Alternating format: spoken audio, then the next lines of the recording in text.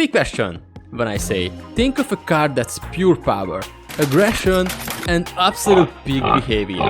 What pops into your head? Yeah, the Toyota Supra, the OG GDM legend that somehow went from pretty good sports car to internet deity. When it first came out, it wasn't exactly breaking the world. But then people realized the 2GZ was basically forged by the god themselves. Tuners started cracking the boost until physics filed a complaint. And then a certain movie franchise with way too many gears and not enough logic happened. Suddenly everyone wanted one. And the price? Yeah.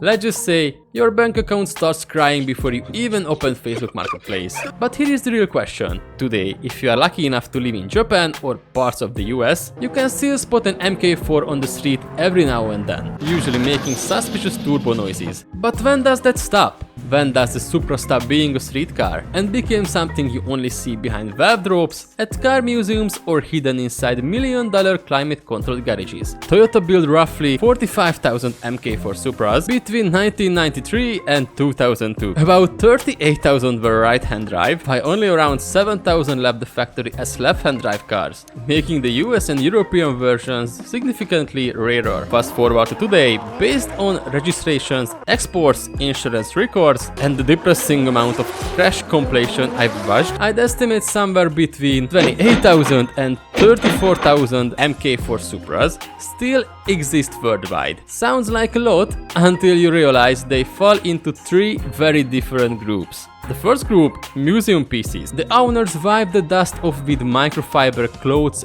worth more than my first car. The second group, investment. These cars haven't seen red lines since Obama was president. They live under covers, gain value every year, and somehow make more money than most crypto bros. And then there is the third group, the guy who looked at one of the most iconic Japanese cars ever built and said, yeah, let's put a 78mm turbo on it, launch it at 8000 RPM every weekend, bounce it over the limiter and see what happens.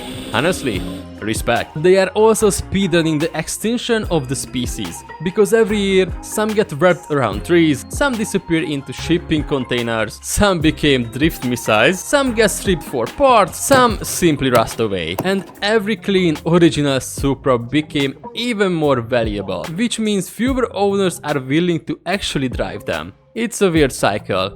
The rarer they become, the less they get used, which makes them even rarer. So, I try to estimate when the MK4 Supra will effectively disappear from normal roads. Not when the last one physically exists. That will probably be centuries from now. I mean, the moment when seeing one on a public road becomes about as likely as spotting a Ferrari 250 GTO doing your local grocery run. Looking at current survival rates, collector trends, and skyrocket prices, money! My estimate is around the year 2055.